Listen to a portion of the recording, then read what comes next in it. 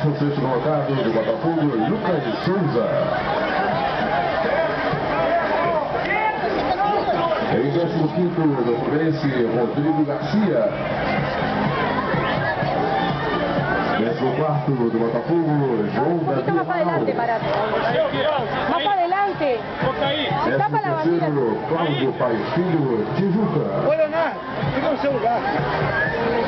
12º lugar do Clube de Regatas Guanabara, Bruno Sul.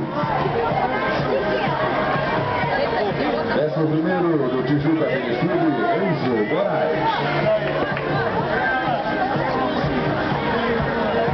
Em 10º, Lucas Benito, Botafogo de Futebol e Regatas.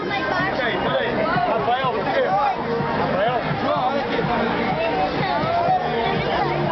Em 9º, Rafael Machado, Clube de Regatas Vasco da Gama.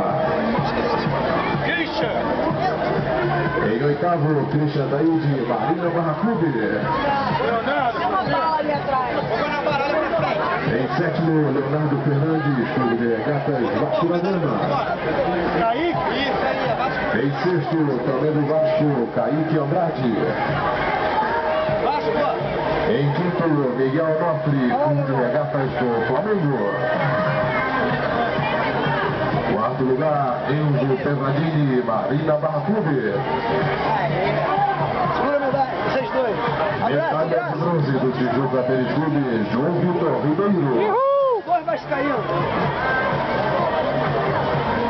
Parabéns, filho. Prova, medalha de prata do Fluminense Futebol Clube, João Pedro Reina.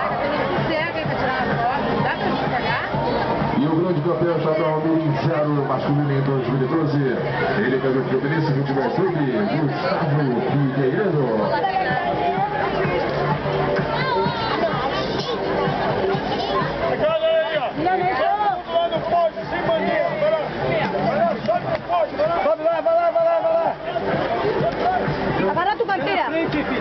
Aí, Leonardo, o revezamento Sem bandeira, já tá aí. sem bandeira. Falta só um, pera aí.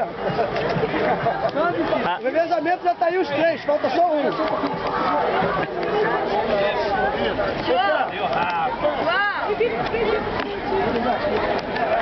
Aí, juntos 3, aqui pai, juntos 3 para levar pro balizamento do revezamento. Do programa 100 metros livre. Aí galera, ó, olha pra frente, olha pra frente.